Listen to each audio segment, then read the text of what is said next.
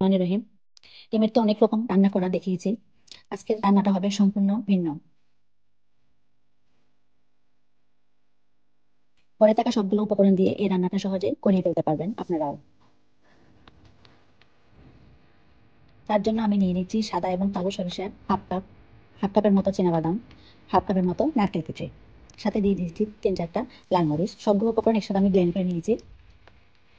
এখন আমি রেসিপির জন্য নিয়ে নিয়েছি 5টা ডিমটা আমি 2 ভাগে ভাগ করে নিয়েছি। তাই এখন একটু তেল দিয়ে সাথে ওখানে দিয়ে দিয়েছি হলুদ গুঁড়া, লাল মরিচের গুঁড়া এবং লবণ।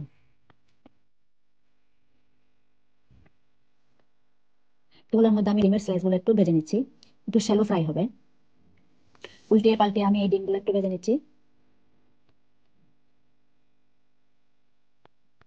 এরকম একটা কালার আসলে আমি ডিম ভাজাটা নিয়ে নিব।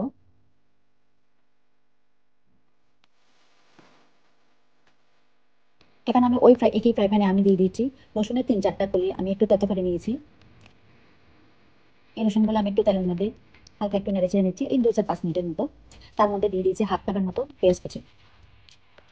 এগুলো একটু হালকা 3-4 মিনিটের মতো একটু নেড়ে ছেড়ে নিয়েছি। ও এখানে আমি একটু একটা জিনিস আপনাকে দেখানো হয় নাই, এখানে আমি আর একটু তেল দিয়েছি, যেহেতু তেল কম হচ্ছে তাই আমি আর একটু তেল দিয়েছি, এটা ভিডিওতে দেখানো হয় নাই। এখন দিয়ে দিলাম হাফ কাপের মতো পেঁয়াজ বাটা, 1 চা চামচ রসুন বাটা, আদা বাটা, এবং দিয়ে দিচ্ছি সাথে যে মশলাটা আমি তৈরি করেছিলাম ওই মশলাটা। সাথে দিয়ে দিচ্ছি 1 চা চামচের মতো ধনিয়া গুঁড়া, 1 চা চামচের মতো লাল মরিচের গুঁড়ো। জালটা হচ্ছে আপনাদের যার যার পছন্দের মতো, জাল কেউ বেশি খেতে চাইলে বেশি দেবেন, কম খেতে চাইলে কম দেবেন। এবং দিয়ে দিয়েছি 1 চা চামচ লবণ, সাথে আর যেহেতু আগেও লবণ দিয়ে দিয়েছিলাম সেই জন্য আমি এখানে একটু লবণ কমাই দিয়েছি। পরে দেখিয়ে আপনারা কমিয়ে বাড়িয়ে নিতে পারবেন। এখন আমি দিয়ে দিয়েছি হাফ কাপের মতো টমেটো কেচাপ, যেটা আমি আগে থেকে একটু ব্লেন্ড করে রেখেছিলাম। ডিমগুলো বসিয়ে দিয়ে দিলাম এবং সাথে দিয়ে দিচ্ছি আগে থেকে আমি দুধের একটা মিশ্রণ তৈরি করে রেখেছিলাম, এটা আমি দিয়ে দিচ্ছি। এখন দিয়ে দিচ্ছি হাফ চা চামচের মতো জিরে গুঁড়ো, সাথে দিয়ে দিচ্ছি একটু পানি, পরিমাণ মতো একটু পানিতে দিয়ে দিব। আপনারা চাইলে পানিটা কমিয়ে বাড়িয়ে দিতে পারেন।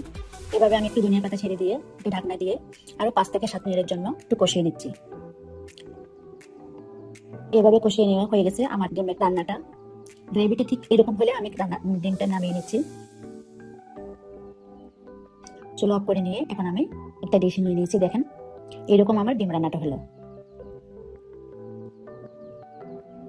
গরম গরম খিচুড়ির সাথে এই সরাসরি ডিম রান্নাটা খেতে কি যে মজা, আপনারা না করলে বুঝতে পারবেন না।